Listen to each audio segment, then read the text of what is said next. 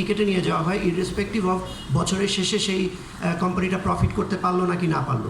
আবারও বলবো যে সামনের দিকে আমাদের এই আগামী 3 থেকে 5 বছর আমাদের জন্য একটু বেশ কিছুটা লস বহন করতে হবে আমাদের, কারণ আমরা এলডিসি গ্র্যাজুয়েশনের জন্য আমরা প্রস্তুতি নিচ্ছি। এটা মাথায় রেখে আমাদের এই 1% ট্যাক্স যেটা রেভিনিউর উপর করা হচ্ছে রাদার দেন ইনকাম, একটু বিবেচনা করে এটাকে যদি নীল করে দেওয়া যায় আমাদের কম্পিটিটিভ থাকতে সুবিধা হবে।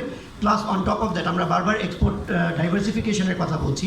এক্সপোর্ট ডাইভার্সিফিকেশন আমাদের সেক্টরে আসলে এফডিআই ছাড়া করা সম্ভব না। এফডিআই অ্যাট্রাক্ট করার জন্য আমাদের পলিসি সাপোর্টের প্রয়োজন, যেটা আমি 2টা উদাহরণ দিলাম এখন পর্যন্ত, এআইটি এবং আমাদের ক্যাশ ইনসেন্টিভ।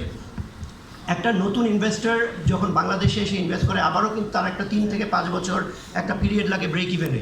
তাকে যদি আপনি শুরু থেকেই যদি 1% রেভিনিউর উপরে ট্যাক্স করেন, তার কিন্তু ব্রেক ইভেনটা আরও লঙ্গার হয়ে পয়েন্টস কিন্তু ওয়েল টেকেন। দিস বিকামস লঙ্গার। আচ্ছা, আমাদের সেক্টরের জন্য একটা সেপারেট এসআরওর কথা আমরা অনেকদিন থেকে বলে যাচ্ছি ফর কাস্টমস বন্ড ম্যানেজমেন্ট। এটা আরএমজির জন্য করা আছে। এটা it's a very lengthy discussion. আমাদের সেক্টরের সাথে আমরা আপনাদের সাথে বসে এটা আলোচনা করতে রাজি আছি। এটা absolutely necessary for the leather sector to match it with the RMG sector. এর পাশাপাশি আমাদের আরেকজন ডিরেক্টর আছে, ওনাকে আমি